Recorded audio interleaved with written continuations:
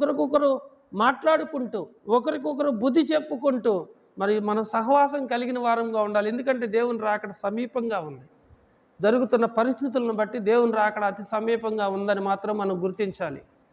రాజ్యం మీదకి రాజ్యం అన్నాడు దేవుడు. యుద్ధాలు జరుగుతున్నాయి, ప్రాణాలు కోల్పోతున్నారు, కొన్ని వేల మంది లక్షల మంది చచ్చిపోతున్నారు. దేవుని రాకడకు మాత్రం ఈ సూచనలు కనుక మీరు ఆస్తులు సంపాదించుకునే తపంలో కాకుండా మారు మనసు పొందే ప్రయత్నం మీరు చేయండి. బాప్తీసాలు తీసుకున్నాం, బాప్తీసం తీసుకోవటం మంచిదే, కానీ వాక్యానుసారంగా నడవటం చాలా మంచిది.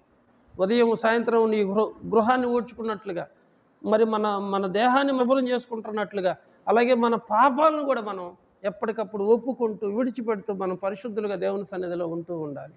ఇక్కడ చూసినట్లయితే ప్రియమైన వాళ్ళారా, రెండవ దంగలో మార్పు వచ్చింది కాబట్టి మాట్లాడుతున్నాడు ఆయన.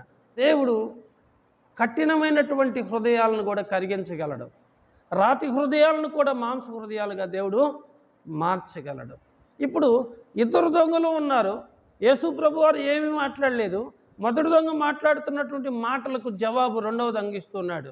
నువ్వింకా మారవా, నువ్వు అదే శిక్షా విధిలో ఉన్నావు, నువ్వు దేవునికి భయపడవా అని చెబుతూ అన్నాడు, మనకైతే ఇది న్యాయమే, మనం చేసిన దానికి మనం తగిన ఫలం పొందుకుంటున్నాం. మనకైతే అంటే నీకు నాకు న్యాయమే. మనం కలిసి ఎన్నో దొంగతనాలు, ఎన్నో దోపిడీలు, ఎన్నో దౌర్జన్యాలు, ఎన్నో కుటుంబాలను కూల్చి ఎంతోమంది జీవితాలను నాగం చేసి నిజంగా మనం నేరస్తులుగా, బందిపోటు దొంగలుగా మనం ఉన్నాం. మనం చేసిన దానికి మనం శిక్ష అనుభవిస్తున్నాము.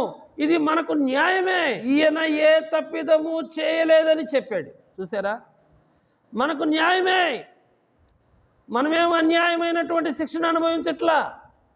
మనం చేసిన దానికి మనం ప్రతిఫలం పొందుకుంటున్నాం. మనం కొలిచిన కొలత దేవుడు మనకు కొలిచాడు, మనం శిక్ష అనుభవిస్తున్నాం. దీనికి మనం బాధపడేదేం లేదు. ఇది మనకు న్యాయమే, కానీ ఈయనలో ఏ తప్పిదము లేదు. లోకంలో ఒక మాట ఉంటుంది, పచ్చకాయలోడికి లోకం అంతా పచ్చేనండి. దొంగకి అందరు దొంగలే. ఇద్దరు దొంగలు, మరి ఒక దొంగకి యేసయ్య ఎలా కనపడుతున్నాడు? ఈయనలో ఏ పాపము, ఏ తప్పిదము లేదు. వ్యభిచారులు ఒప్పుకున్నారు, దొంగలు ఒప్పుకున్నారు, మోసగాళ్ళు ఒప్పుకుంటున్నారు. అనేకులు యేసయ్య పరిశుద్ధుడు, ఆయన పాపము లేనివాడు, ఆయనలో ఏ తప్పు లేదని ఒప్పుకుంటున్నారు.